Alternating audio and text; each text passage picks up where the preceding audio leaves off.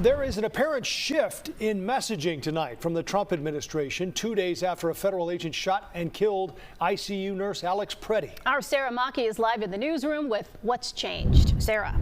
Yeah, guys, the president has addressed the situation in Minneapolis on multiple occasions, but now there seems to be something of a rare reversal, opening to compromise. This as Chicagoans plan their own response now.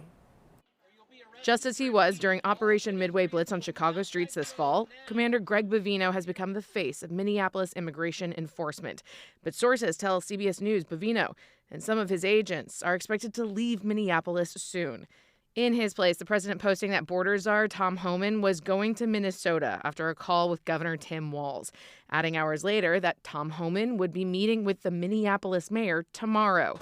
The developments come after intense backlash to the administration's narrative around the fatal shooting of 37-year-old VA nurse Alex Pretti. Some criticisms from inside their own party. Escalating the rhetoric doesn't help, and it actually loses credibility. After the administration's version of events was contradicted by witnesses and video from several angles. People are losing faith that the federal government can be capable of enforcing federal law and doing it professionally and without widespread constitutional violations.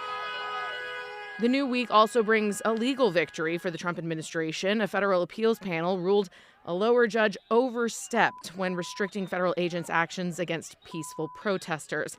But other cases are moving forward, including arguments in the state of Minnesota's request for a temporary restraining order that would pause Operation Metro's surge there.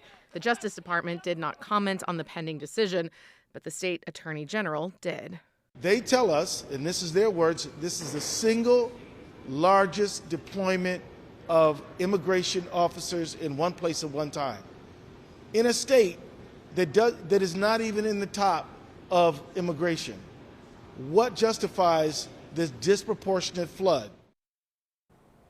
The Department of Homeland Security pushed back on reports that Bovino's been removed from his role altogether ahead of an impending retirement tonight. Chicagoans do plan to commemorate the life of VA nurse Alex Pretti tomorrow. They are meeting at Jesse Brown VA Medical Center on the city's west side for a prayer vigil at noon. From the newsroom, Sarah Maki, CBS News, Chicago.